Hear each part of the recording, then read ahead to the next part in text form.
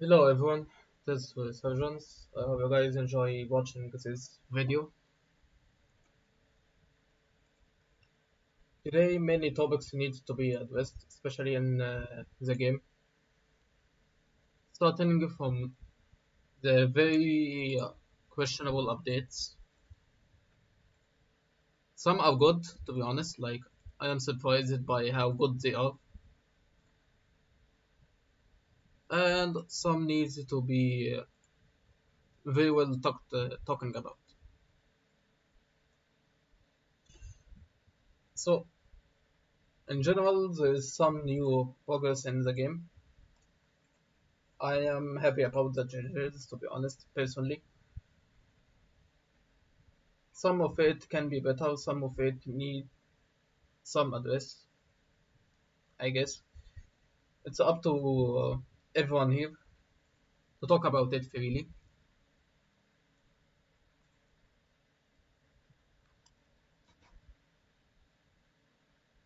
At the end of the day, it's your stuff to mention. Can't say it will be bad, it can say some stuff will be effective, but there is definitely big topic to start with. So let's dive in with the main topic at least, so we don't bother anyone who would watch this by the extra details. So let's get started now. First of all, we have two systems now that are decent. First of all, you have policy system. Policy system got the best upgrade I could ask for, to be honest, which is the freedom of choice. Like this skill for here, for example, or this skill. To give you an example, in the past, you are forced and locked in to get at least these skills to level 10, not all one of them, but the three of them, so you can have access to the next skill. Then from the next skill, you need also the same traditional type long-term research. So you can have access to the next and the next and the next in the policies. But here you have more freedom of choice. You can select one of these important skills. They are important. Long term, they are good. They are good. For example, this for fights, you're gonna love it. This for recovery. You needed to grant more hours treaty by forts and darklings. This is important for future policies. You need it. But you must upgrade them to level 10 first, which was huge time consumption compared to the rest. And we get this second stage, second phase, if you want it, the next line, which is related to the season itself, and in this season will be extra proficiency points. What are these? What are they used for? Well, we are gonna question this here.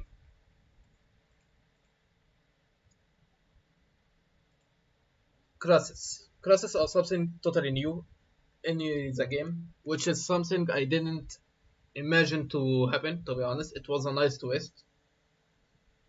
But how it functions is a real answer and choice. And question. The answer is simple. I want something that help me in my tactics, in my strategy. After all, everyone has their own type of build. For example, I am main mage.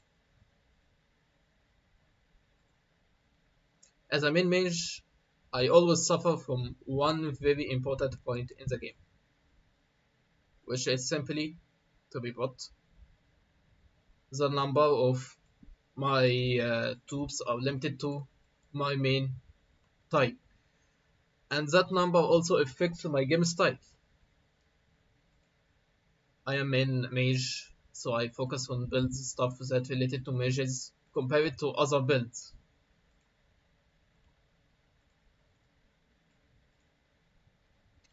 So if I am in mage, I need something that helps me out. Or if I am outro, I am also need something to help me out. What about infantry and cavalry? They also need something that boosts their specialty in the game. And that is what we are gonna address here in classes. Dude, for example, not only the best in between combat, but completely good for rally. And to understand that, first of all, it gives you counter attack. It doesn't work in rallies, but it helps when you are doing gauge type rally.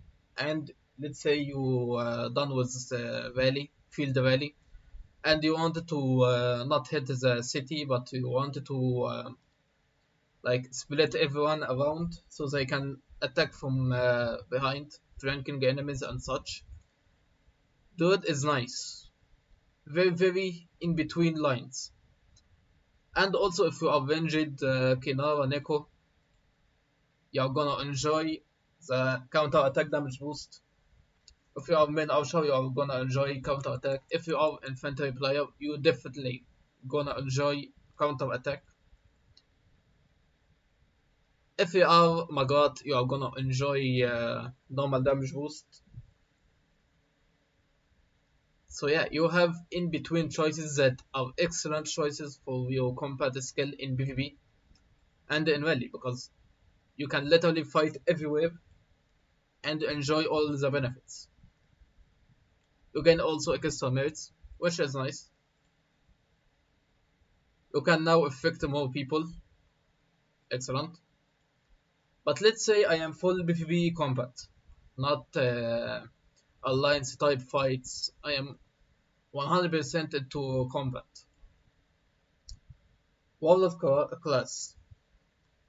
To give you the understanding, Warlord gives you, and I had to mention also, side note, this is the best thing I can ever ask for, is to give a visual tutorial to every class. I give that extra 1 to the scaling. Like if the scaling is 10 out of 10, this makes it 11. I very love this.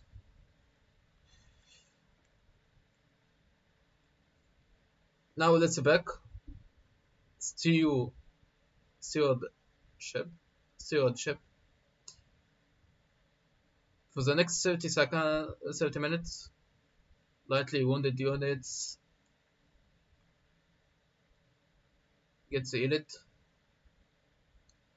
Healing grade is equivalent to 50% of the enemy units that you defeated in the battle, up to 1 million. This was very nice in season 3 when you get the choices. So yeah, having stewardship was nice in this field too. Now let's go more further. Cooldown reduced to 30 minutes, which is very nice. You can choose the duration, that will help you out. But this is what makes it most important factor. To tell you the difference between the dude and warlord. Why I say dude is more into rallies. Counter attack buff. It doesn't apply to rallies. By the way, it doesn't apply to rallies. Like this is excellent but not applied to rallies. Also this does not apply to rally. But here, between the choices, you gain healing, extra healing, which is bad for flanking. Like if I am having cavalry march, let's say this is a bridge between two enemies, two alliances fighting against each other. I wanted to flank them out, so I will choose, let's say I will choose another fort here. I will rally to it. By the time I will rally, some of my troops will be hit. I don't care. I have high counter attack normally by rally.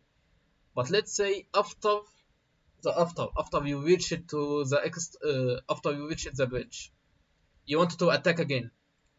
This is why I said it's perfect for rally, because it gives you high counter attacks. So if people attacked you, try to swarm you after you deleted your rally, cancelled your rally, that 10% gonna benefit everyone around you along you.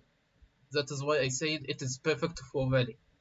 Compared to Warlord, Warlord gives you healing, longevity, PvP, perfect PvP fight, because you can heal all time and you can fight all time. So you don't worry much about stamina because you are going to fight more and more and more and more, especially at the start of the fight. You're gonna survive the very first 50% of your top cap. So if you march before it starts to reach 150, let's say here for example, I have perfect. I still have small notch. This is going to be 125. By the time it reaches 125, I will heal and survive. So that's why I said it is going to be perfect PvP combat. Now, if you are into PvP combat, receive fewer severely wounded units when this is active by 5%. I don't need to say much about this. You are gonna win much more than many. The cost reduction, that means you can fight more and more. The cooldown, and this will be excellent for you if you are PvP. Fewer severely wounded is not only perfect for economy, it is excellent also for your total combat power. Because let's say I combined this and this. I gain less troops and I heal them more. I can fight more, add more, add more. Also, if I am not into more fighting, I am still not a complete T5, but I am late stage T4 player. Like let's say I am one research away from T5 or something like that. This is something I need against T5 players. So yeah, it is good fighting. So between these two choices, if you want full PvP combat, you're gonna win big. But let's say I am not into that. What are the benefits of this fight anymore? Like, I'm fighting big times, but at the same time, I'm not winning much. So you have stuff that boost your gains, and you can have stuff that boost your very trade in future, because severely wounded reduction by 10%. That's why I say the dude is more into rally, because this is what makes it excellent for rally flanking. 10% less wounded plus 10% counter attack. These two are deadly combo. That's why I love it. Between the dude and warlord. So warlord is full PvP. This is flanking tactics type of rally garrison, but it's more into rally because you need the counter attack when you are fighting more enemies, which is gonna happen more in offensive, not defensive. Because defensive, you are gonna focus on shooting someone, and they are gonna focus more on the front line. That's why counter attack won't be useful much in defense compared to offense. Same with the 10% severely wounded reduction. So we have to stop to work on. While here, you have Qissa march speed, full offensive, like I say. Or you can revive more troops if you are heavy rallying, heavy sieging, heavy assaulting. 3% more Qissa, that means 53 troops to be healed in the future, which is excellent for T5 players who want to get their money back in big time. Also, this is basically anti-valley reservance and assurance too. Valley resource healing cost 5%. That's why I say it's completely PvP player. Heavy PvP player will enjoy it, especially in valleys, because like I said, you will bleed a lot in both ways, but this will reduce it a lot. So not only you will get your top survived by the end of the season, but also you will reduce the amount of troops you are bleeding every time. That's why Warlord is excellent PvP from my point of view. You can correct me, but this is my perfect opinion about it. Like, this is my personal opinion, but also my perfect analysis of Warlord class compared to Dude. So Dude is rally and PvP combat. This is basically full offensive PvP combat. So let's talk about Engineer. Engineer is not only the best gift for me personally as ranged combat, as mage, or as a player in general who play ranged tactics, but it's also beneficial for people who are playing in the game. To give you the hit point, let's start. First of all, you have turrets, how they are function. Like season 2, you are building turret. Turret here, look, for example, this costed by AP, not by anything else, which is excellent. I'm not gonna judge anyone who doesn't like this, but for me, it costs AP, which is more than welcome to me, because if you can and you will spend a lot in the in turrets in season 2, say goodbye to resource cost waste. You can do it as fun to play, and you can do it as pay to win players, because it relies on policies and it works in this way. Not only it is beneficial in all terms, but it is super useful for ranged tactics, garrison, combat defense type players. If I am defending the alliance, if I am doing urban fight or welfare, let's say I am fighting with someone in the bridge 2, let's use it again. I am defending the two sides. I am fighting against them in range. At the same time, I all that and I don't lose resources. It doesn't cost me anything to reach any of these. Not only it is beneficial, but also help a lot in fights. Especially if you are ranged turret type, you can use it in terrain, you can use high ground, you can literally make anti-aerial fights by having turrets around to fight along you. No one can sneak behind by cavalry. It helps a lot.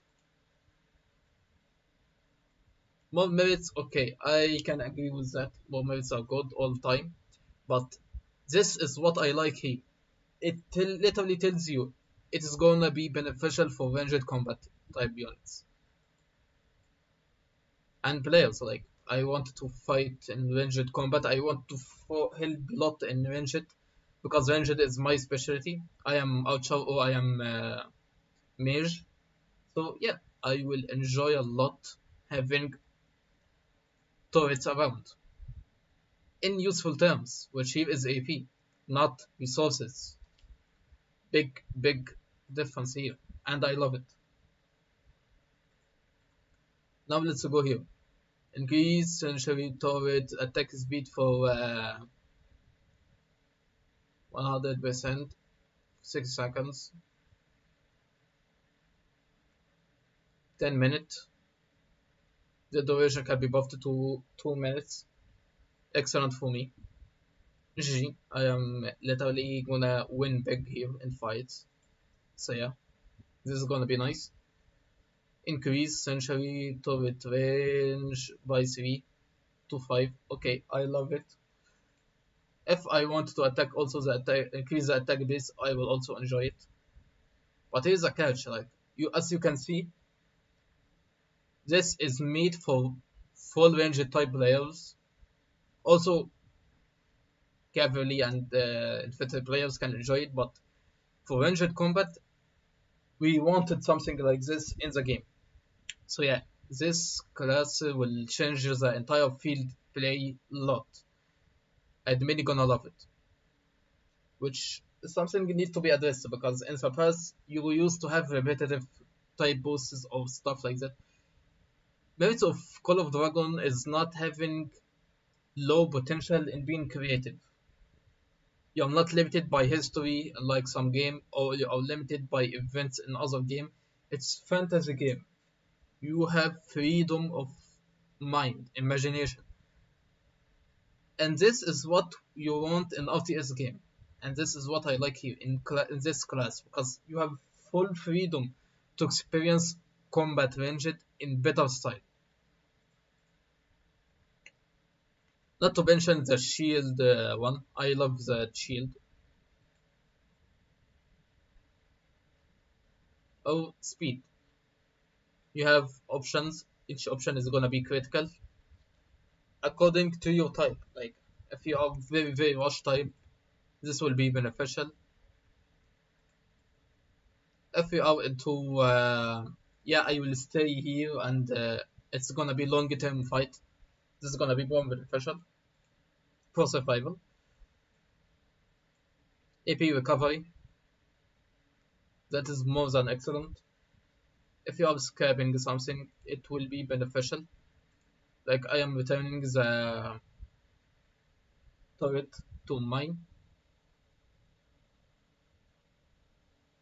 Look here.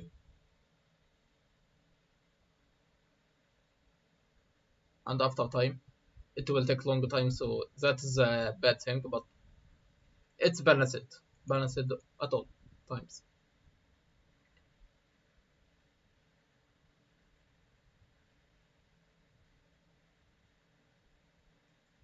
2000 merits also. So basically, you have merit farming system here if you want it, or you can have better trade.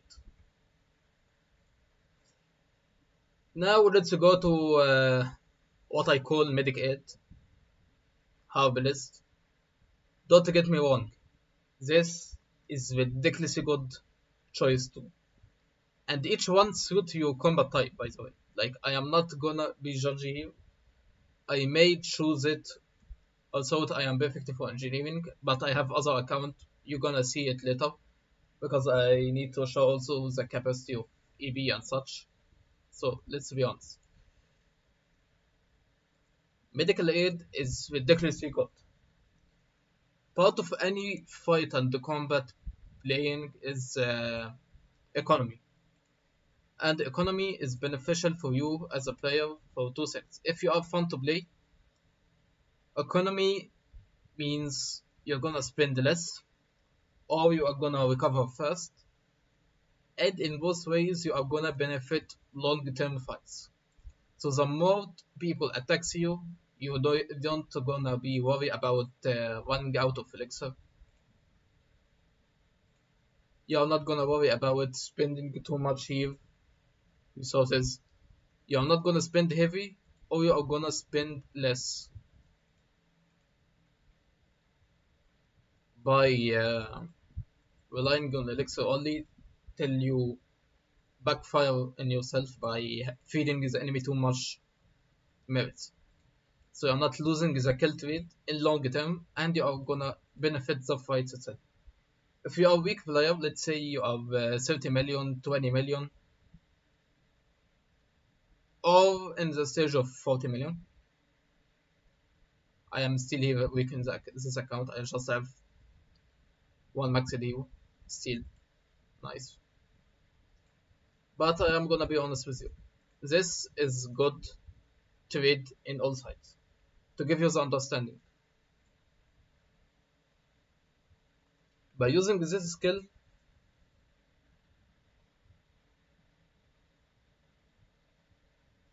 You earn elixir, and you can gift someone elixir.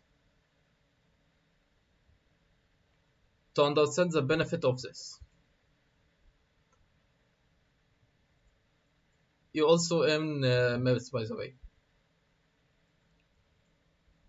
The most important thing in fights is also attrition. It doesn't matter if you have super strong heroes. Let's say you maxed out Magrat, you have excellent Kinara, you have Layla, you have Vosk, you have all heroes. Let's say you have excellent whale, you spend at least $100,000 in the game, but your troops are dying ridiculously fast.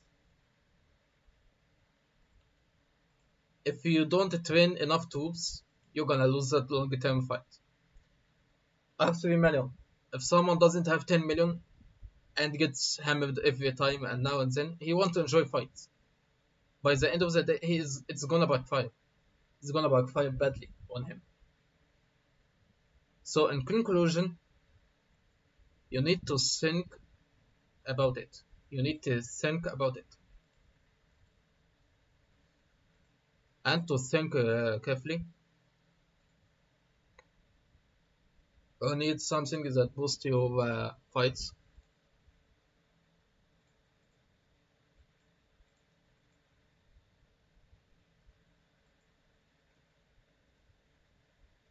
About your attrition. So efficiency. Is it useful? Yes, it is. It's super useful. Best support. Good for farm accounts. If you have farm accounts and you want to charge your T5 account, excellent choice. Like, hands down, the best choice you can ever have. What about this? You reduce the cost of it. It's 15, now it's 10. You're gonna do it more and more and more. But here comes the excellent point. It gives you a extra 10,000, which is more than useful for you. And you have to understand, it happens once in a daily. Every midnight UTC, you're gonna recharge again, and you can heal again. So that 50,000 combo boost every day means you can earn, if it is max 50,000, it means you will earn 2 million, 2 million troops healed by the end of the season. Your total troops that gonna get healed by Elixir alone is gonna be 2 million, which is huge for two people, for fun to play and for pay to win. So it is hands down the best financial help you're gonna ask for, because it cures by 100% discount. It's Elixir 100%. And not only that, like, look here, I got gifts and it stays here. It is not added directly here, which means I can use it or not according to my desire. Like, if first fight was not that useful, okay, second round I will win big. I will crush them down. So economically, you're gonna win big.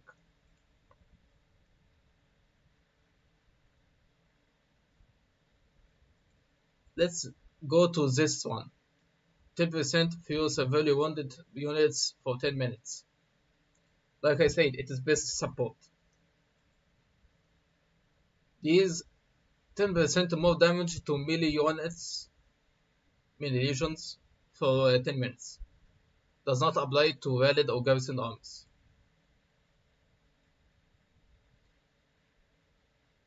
From ranged, do you understand that 10% less damage or 10% fewer severely wounded armies, your units of your type, of your people? These two are ridiculously OP. Don't get it wrong. This is ridiculously OP. Not only it will help you a lot in the fight, but also it will ridiculously help your people every now and then. and for 10 minutes you can fight the best fight you can ever apply. If you are a weak player, if you are a strong player, this also gonna benefit you. T5 player is gonna help a lot here, especially in sieging, because once you get out from sieging you can apply this and kaboom, you become the super strong player. Only one buff potion can be applied in a time, so by luck, so to make it balanced, if it does not, it's gonna be broken. Like without this happening to be one buff, I would say easily this will be, compared to engineering, it will be 5 stars, like not 4 stars, it will be 5 stars. If it is you have the chance to gain the 3 buffs, 50% chance of 50% one of them, it would be ridiculously OP.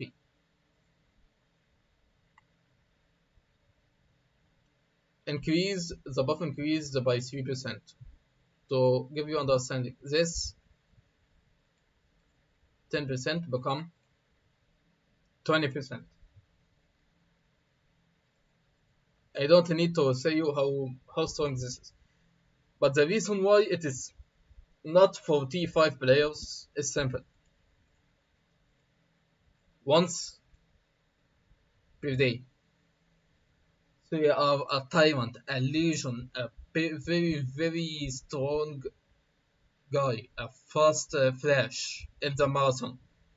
But like steroid, 10 minutes and the dog takes off. Welcome back to reality. That is why it's super nerfed, to be honest. Like in my opinion, it is super nerfed, and it has to be nerfed. Like you have merits, and you can be so ridiculously OP in the fight. Come on, pick one of these two. Let's be honest. Like it's super OP, to be honest, if it can be refreshed. So yeah, 50,000 is nice. Attrition war. If you want attrition war, this is your cup, and you're gonna love it. I'm not gonna say less than that. You're gonna love it, especially in surviving. Like this is basically gifted for fun to play players and super good.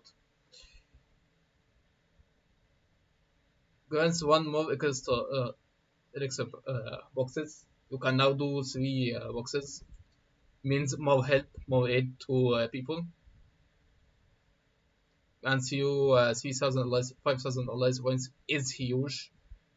Ease of teleportation. You can buy stuff with very good from alliance shop. So yeah, this stuff is beneficial and practical. Let's be honest. For fun to play, this is the most practical stuff to get. Still, if you are old player, you can pick the other 3. But that's why I am talking about do it as this. Like, if you have fun to play, this is GG good game for you. Very, very good game. Especially here. Cost 10 AP to select one of your legions on the map to cast Ward of on them. The legion heals 5 surrounding friendly units for 3 seconds. Now let's talk about this for a second. And factor become 1000. You gain merits to the amount of healing you grant. I don't need to say much, but this is basically merit farming. The cost reduced by 3. Or the ward takes people who will have it will take 3% less damage for 600. So basically it is the best support combat type. If alliance versus alliance, well, you win. You win every match. You basically like the doctor in the game. You become the doctor. You heal everyone, the MVP of the fights. Without it, any boss fight gonna lose badly. And this is what you have, what you gain. So you can reduce the cost, or you can make big hits, and in both ways. You're gonna love the trade. The trade is excellent for you all time. Per week, also by the way. So you heal everyone and you gain this by the end of the week. 100,000 minutes. I don't need to tell you more about how good the herbalist, but why I say the herbalist is not recommended for pay to win or stuff like that is not because it's bad, but because in fight itself you need efficiency, and efficiency you have warlord, you have dog, you have also engineer for fun to play and pay to win. Small spenders gonna love it. Ranged combat, you have full ranged combat now. Congratulations. Herbalist, you can win the early fights. Like if you are weak and you need to something to survive in the battlefield, Herbalist is hands down the best choice for you. You're gonna survive lots of fights. You're gonna get huge merit trade, and you're gonna win it if you are focused on merits. But if you are not focused on merits, but more about killing, accomplishing tasks, helping everyone around you, you are the tank player here. Dude is excellent. But if I am hardcore player, I don't care. I have infinite money. I have infinite of everything.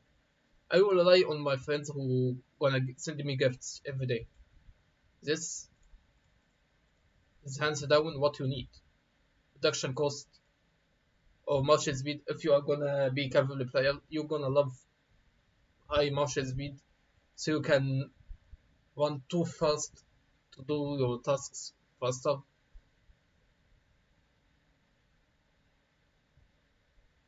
Also, this buff, like, it's OP, my friend. It's OP, ridiculously OP.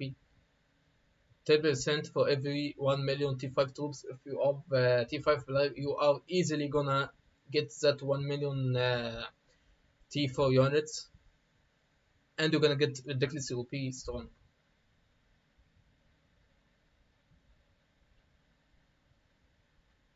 Like, I don't need to encourage you or tell you how good these classes are. But like I said, I give you the hint of what use you're gonna have for each class, and it's up to you. I'm not gonna say more. With this, I end completely the classes. Now let's go for policies. The new policies are excellent, like I said. It gives you more freedom of choice, especially this one. Gathering resources and the 10% cost reduction on CP is more than excellent. If you merge it with the speed recovery, you can have excellent combo for arrow farming and stuff. Like if you need heavy amount of arrows in short time or TVT, you still T4 player who need these, you're gonna love it.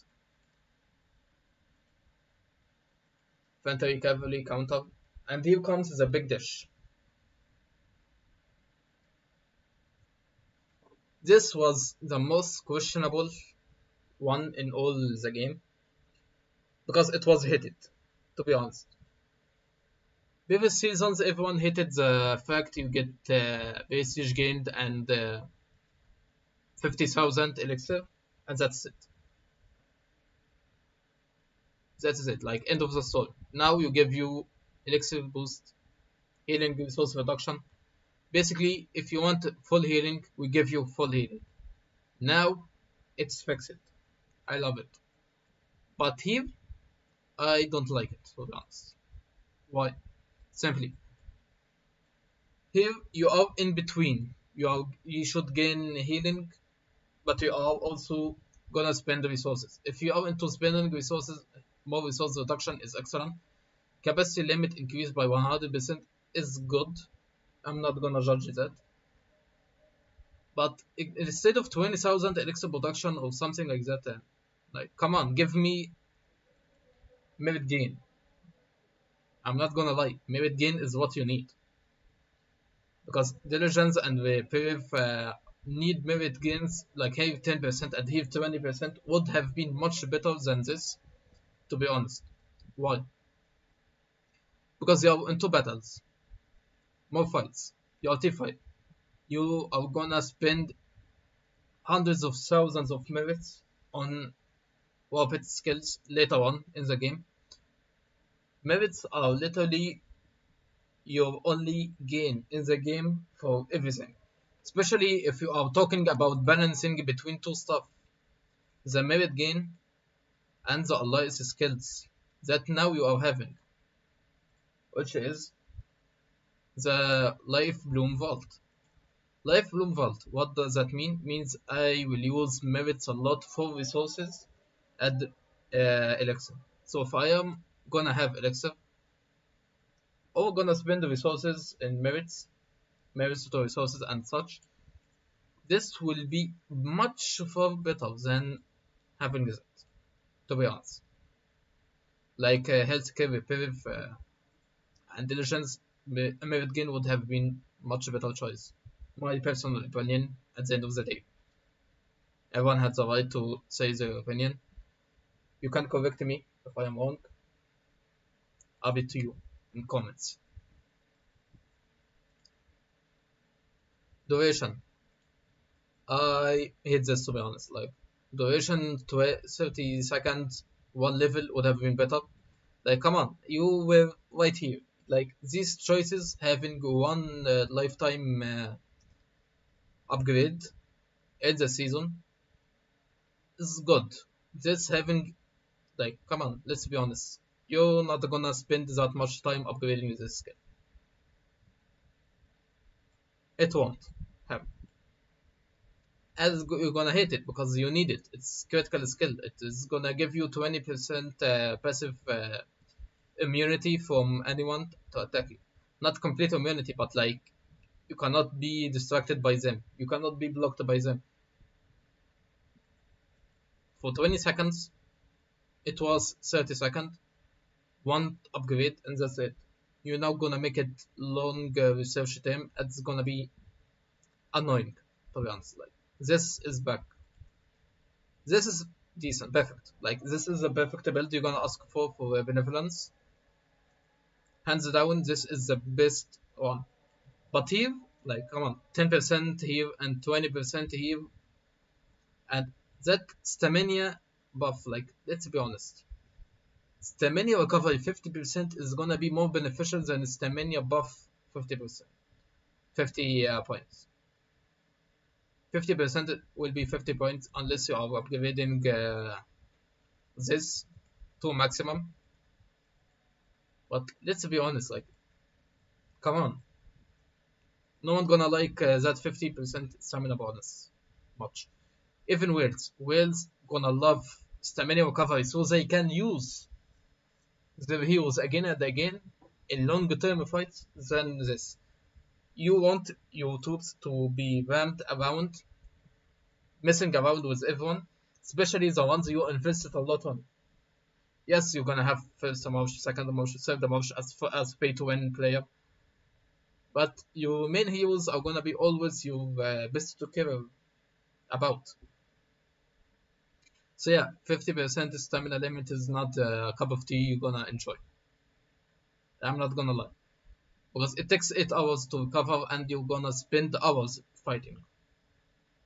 So 50% customer move is not the best choice. I'm not gonna lie.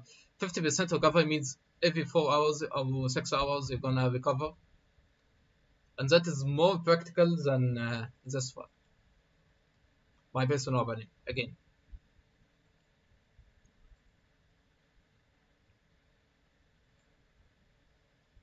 now let's go here. Is this good or is this good? It's up to you.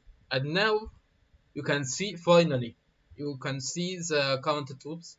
It happened in previous season, but this one you get used to eyewitness the amount of troops you can see. Of course, you're gonna see this because later on it's gonna be 5.5%, which is nice. But from the very beginning, you're gonna love this. From late game, you're gonna love this ball. So yeah, this is better choice at the end of the day. And yet, it's good. You're gonna love it eventually. By the end, Still not the best choice, but it's good for Behemoth's fights till this moment. It's better with 10 prestige to gain Alexa.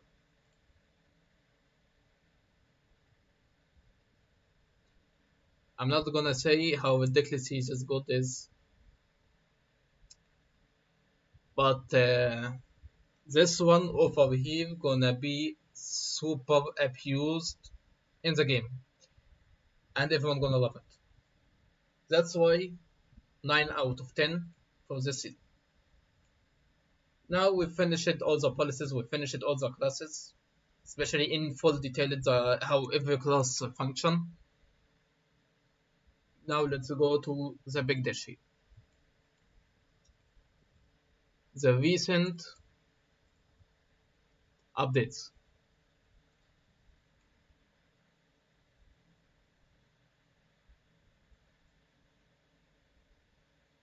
Frondol was something good for this moment. Frondol was nice hero, but lacked one important detail, which is normal attack damage was not fully blocked by if you are fighting a Magwat or someone like that. But it was nice debuff against enemies. But now it's become practical. Frondol become a better version of Mordok. To give you the understanding, Mordok compared to Frondol. Mordok was giving you 1000 skill damage and 600 skill damage against enemies. It's a Wii effect. Mordok gives you defense reduction. So first turn you won't get the defense reduction. Second turn you're gonna apply the defense reduction and the enemy will get heavy blown up. Heavy assault. This skill is excellent. Rage, you gain rage, you gain HP. Cavalry buffs attack. Skill hero skill damage reduction. Attack damage reduction. Keen. Now let's go to Fondle. Fondle now gives you AoE damage, more into main, less into AoE, but it's gonna be lovely. So you have bleeding effect to 500 damage. GG, this is excellent. Thousand good, you're gonna love it. I'm not gonna say less than that. Theodore, Cup of Grace is excellent. So basically, Marduk and the Fondle will be ridiculously OP now. Which is something you needed as cavalry. Like, let's be honest, cavalry was usually nerfed like mages in the game, and now they are getting buffs. Cavalry for this time actually got huge win, and as a mage I should be scary from cavalry, but this time I am actually happy for them for once. Like, let's be honest, I am happy for them. They actually got excellent buffs that match them. Like, don't give me counter attack damage or shield on cavalry. No, give me something that actually help cavalry. Like this. Heavy assault. Heavy assault again. Like, you boost the assaulting type. Right. And I love it. Like, let's be honest, this is what you want for the cavalry to be buffed about. So these buffs are gonna be excellent.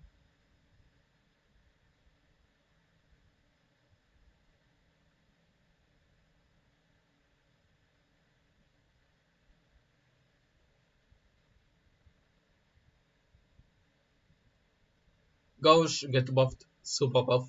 I love it. To have,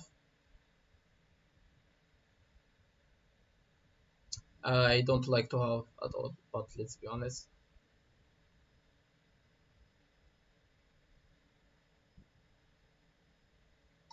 UE skill damage. I may treated him harshly now. I had to be honest. Like, This can trick the needle around to have from trash hero to be excellent hero for garrisoning. Okay, I am now interested in Toha. Yeah, to be honest. Toha now got my eye. Because finally something useful happened.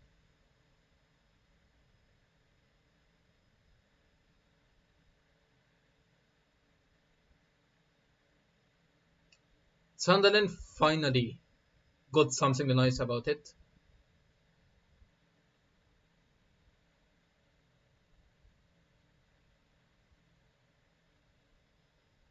And for Mage, finally I can invest on Sunderland because Sunderland was, to be honest, a trashy team.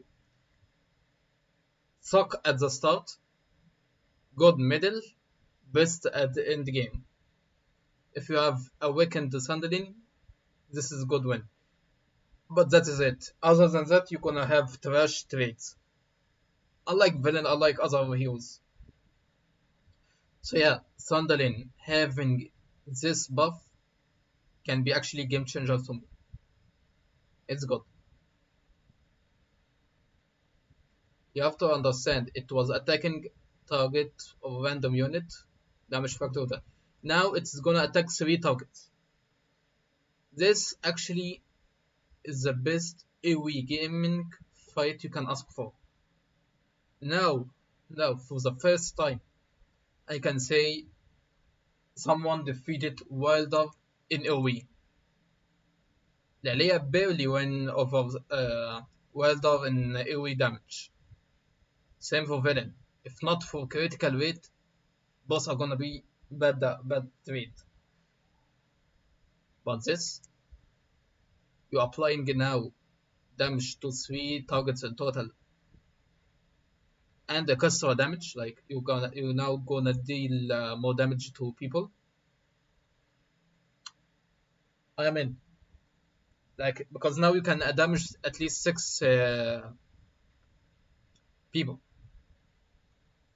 You have to understand that to give you the understanding. Because I didn't invest in Sunderland at all. I skipped it and went from Saleh directly. Uh, so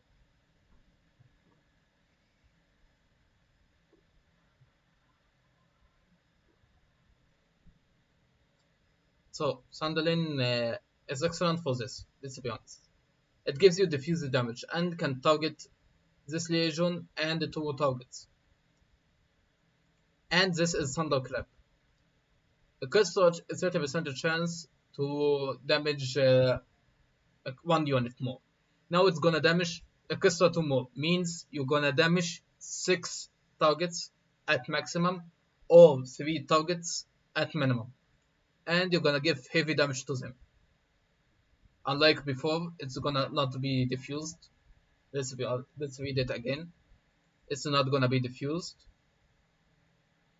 No, it is gonna be diffused. Because of diffused magic damage. Shit. Yeah, it's gonna be better than Wilder by very few percentage here now. But at least it's nice. Like if you have 115, you're gonna beat Wilder. At least. And this heavy damage gonna help you in kill trade. I just wish they nerfed the healing system to nerf, but like instead of healing, give me something good like HP, but yeah, HP buff and the shield.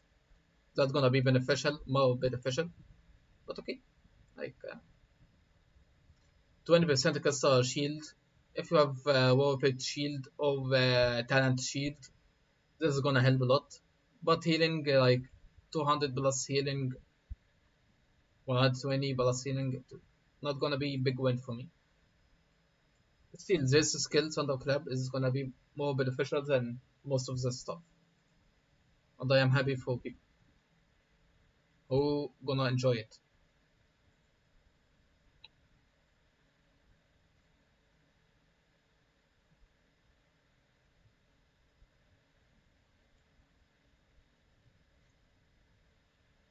Now you have freedom of choice, much better freedom of choice.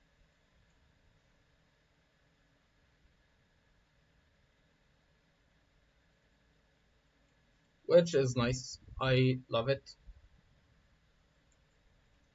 Migration cost reduction is excellent.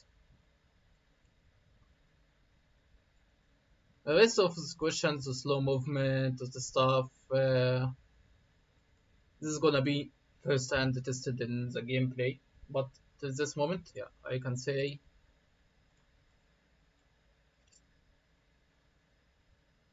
this is gonna be the best season so far for gameplay. I don't know about the infantry heroes, why they didn't come out yet, but these buffs, especially on Gauche, is excellent. I am happy for all types of gamers. Finally, something happened good from developers. Instead of super nerfing, it is now gonna be useful. Yeah, they are buffing stuff, making it returning again to be good stuff to have. So yeah, I am happy for the updates. Enjoy. If you have any questions, ask it in comments, and I'm going to answer them in the next video if possible. I hope you guys enjoyed watching this. See you guys later, pretty soon, to be honest, and goodbye.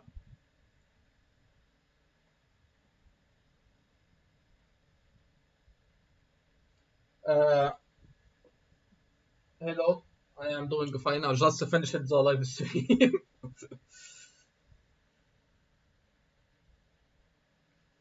I hope you enjoy watching this guide, and see you later. I have 17 minutes before first Woods of War, then second Woods of War. See you.